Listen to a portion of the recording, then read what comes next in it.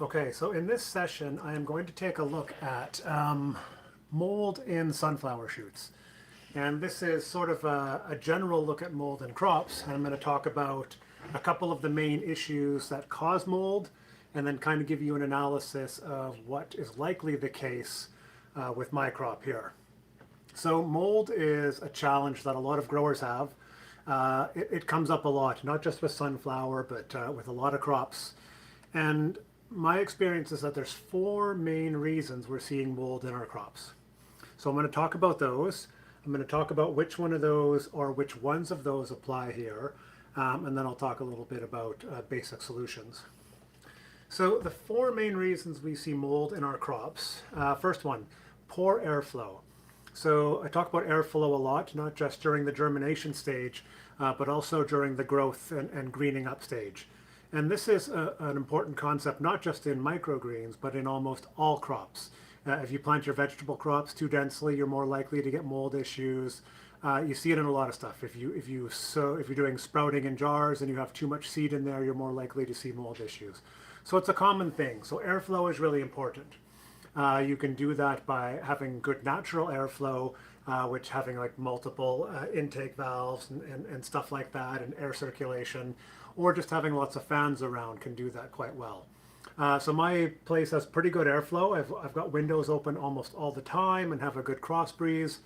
So airflow is usually pretty good.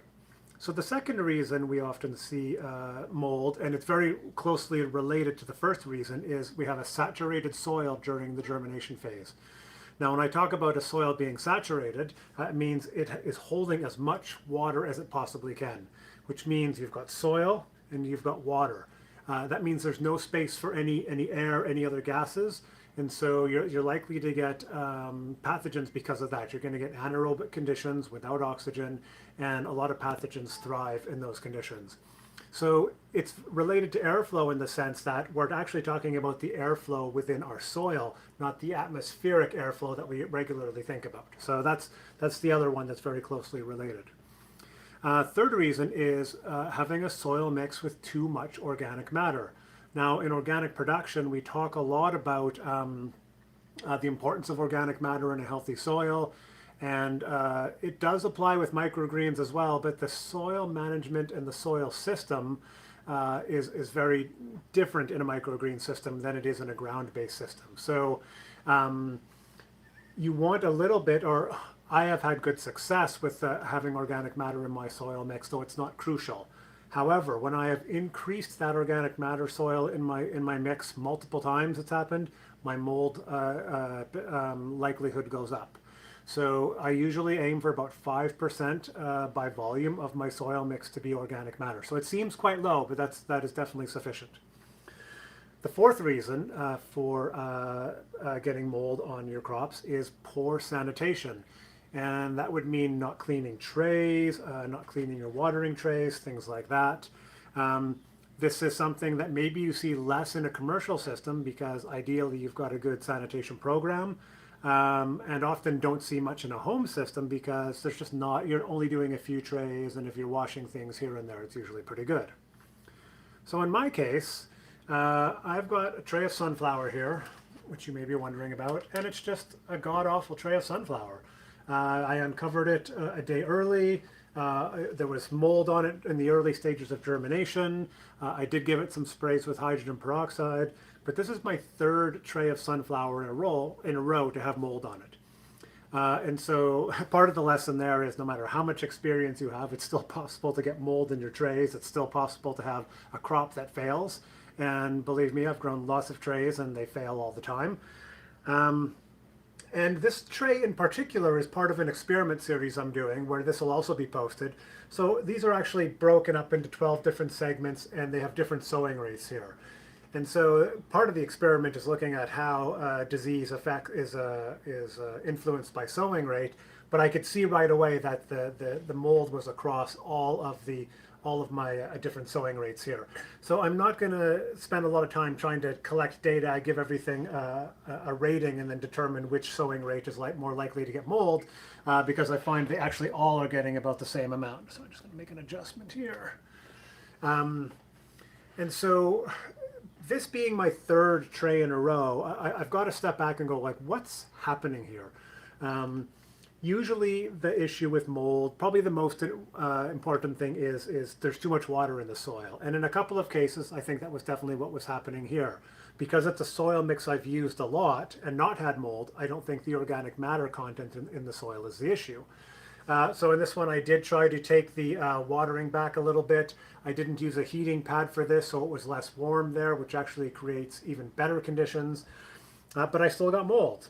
And then it just sort of hit me in a moment of sort of epiphany. It's like, oh yeah, I've been growing lots of trays for months now, and I have not actually washed or sanitized my trays once, which I do not recommend doing. It's important that you wash them all the time. And it's one of those things that's so obvious, and I'm doing more production than usual that I kind of just, overlooked it. And I kind of noticed little bits of soil and, odds and ends in my trays when I was sowing, but I was like, it's for home production, it doesn't really matter. But the reality is it does. This is the third tray that's grown like this. I'm not going to get a good crop out of it, so it's the third tray of seed and time and effort that I'm going to compost. So I'm really wasting soil, I'm wasting time, I'm wasting seed, and so it's not a really good way to manage things. So it really comes down to you need to have these things in mind all the time. And if you overlook these things, the simple things like keeping things clean, then you're going to get these problems. And it'll happen to everybody eventually. Nobody escapes these issues. And it's the same whether you're a microgreens grower or a vegetable grower. So what I've done today is, so the next thing I do here, actually I'm a little bit of a side. So I'm doing experiments with two crops, with both wheatgrass and sunflower. Right now the mold is affecting the sunflower more, but I noticed in the wheatgrass that I harvested yesterday, even though the crop grew a little better, grew to, like I was juicing it today, I'll get to the chemicals in a bit here. So when I did my analysis of that wheatgrass, I noticed it was several centimeters shorter than my previous experiment, which was quite unexpected. And I also noticed that there was actually mold at the base of the tray around the seeds. And so the mold was there, but the crop was still growing. So I can see that it's affecting both of my crops, and so I'm also trying to discount seed as an issue. Now, I rarely find that seed is the problem when I have mold.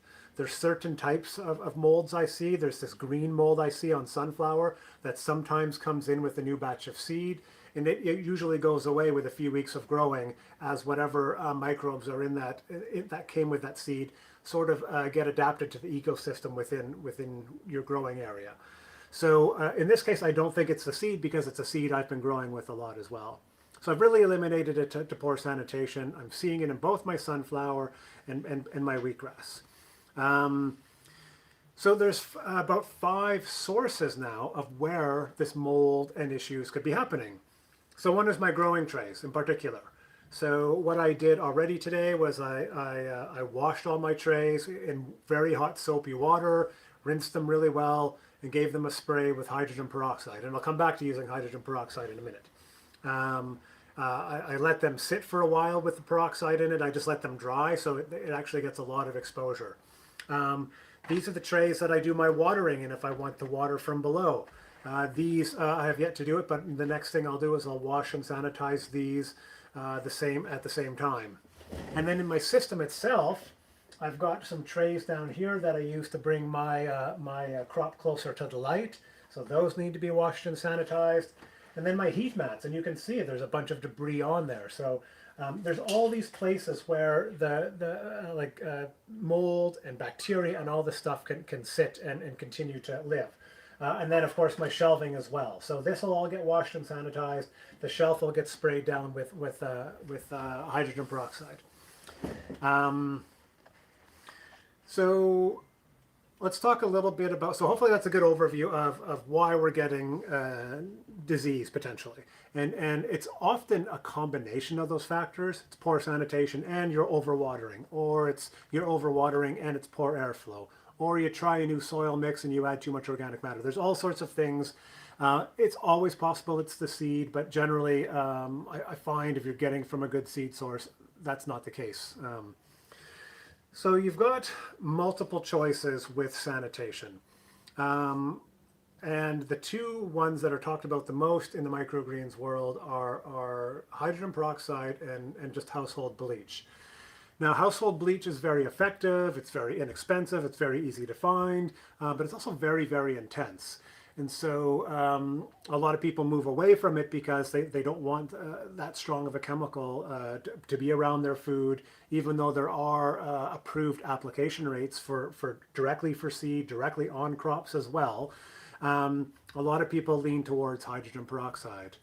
If you're a certified organic grower in Canada, you cannot use bleach to sanitize your seed. You can if you're a non-certified organic. So hydrogen peroxide or a variation of that, such as peracetic acid or peroxyacetic acid, are also options as well. Now, when you get into peracetic acid, it's a very, very intense chemical and it comes very concentrated. And so you need to make your own dilutions. And it's something a lot of people are not very comfortable with, and rightly so. It's something if you spill on your hand and you don't get to it, it's going to burn your skin. And so if you are using it, you need to have really good safety protocols. But for home production, you don't really need that level of intensity. And so it took me a while to find something that I thought would work well. But what I use here is just like an oxygen bleach. So this is something people might use for doing laundry or for household cleaning. And the ingredients here are basically water and hydrogen peroxide, which means this company is buying hydrogen peroxide or making hydrogen peroxide at a very concentrated rate, adding water to the right dilution. Now, it doesn't say right on it to the concentration on there. Now, if you buy the small little sort of antiseptic hydrogen peroxides, they're usually about 3%. And this one I actually emailed the company and they said they were about 6 to 8%. Now, 3% is a pretty good sanitation rate. Different guidelines give you anywhere from 3 to 6% and for anywhere from 2 to 30 minutes. And so what I've decided to do is I dilute this by half. So I take it from 6% or so down to 3%, and I use that full strength. I spray it on my trays. I'll even use it on the crops, and I just let it sit. So that works really well. And you can use bleach in the same way. Bleach you can use in a spray bottle at 200 parts per million. I won't do the calculation here. You can easily find that online. And in the crop planner, there's a cheat sheet there as well. And so using a basic sort of oxygen bleach like this works well. Now, there's a lot of talk in the forums as well about food-grade hydrogen peroxide and non-food grade hydrogen peroxide. I've done a little bit of research on this, not extensively, and the way I understand it is the only difference between those, like regular hydrogen peroxide and food grade, is that the food grade is the concentrated version. So 30 to 35%, that you need to add like 10 parts water to 1 part hydrogen peroxide in order to bring that down. I've seen a lot of people on the forum saying, oh, if it's not food grade, it has chemicals added and things like that.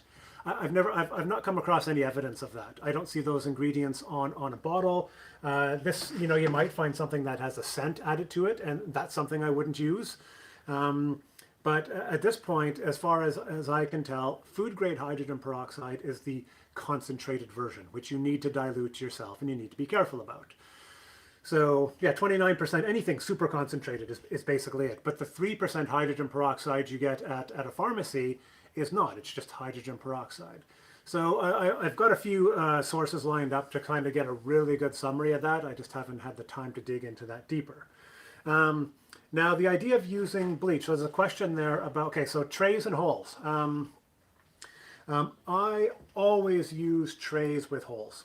And that is so if there is excess water, it can drain out. Occasionally I do overwater and I can see it draining out, and in certain situations I want to saturate the soil. I wouldn't do that during the germination stage, but in the growing stage, when it's really when it's really, really hot, for example, and you're watering a lot. Sometimes just saturating the soil, letting the excess drain out, and because growth is so fast because of the heat, that's totally fine. A lot of people take their trays with holes and put them inside another tray without holes in order to do their watering. And the way I do it is I have my little rack here that I've talked about before. It's just a boot rack. That's where I put my water, and that's where I put my tray, so the water works its way up from underneath into the soil. Now, I really like this because I can see the movement of the water. I can see how quickly the water is getting absorbed by the crop, and it gives me a sense of when to take it out of there so I don't overwater. If I'm nesting in this inside of a tray that is the same size, I can't actually see that water being absorbed. And the thing I then have to watch for is sort of the water pooling on the soil surface. So I find just having a bigger tray for watering than my actual growing tray is much more effective. Yeah, that allows me to watch the water moving from underneath. Now, question about using bleach to clean trays. I can't remember off the top of my head about whether that is okay. You can use bleach for cleaning surfaces. My sense would be, because this is so close to the growing surface, that I would use hydrogen peroxide for this as well if I could. The food peddlers where I used to work, we did use bleach for that and hydrogen peroxide at different times, and then we just really make sure to let the trays sit. But we've never ever had a problem with that. That was before the food peddlers were certified organic, and now everything is done with peracetic acid.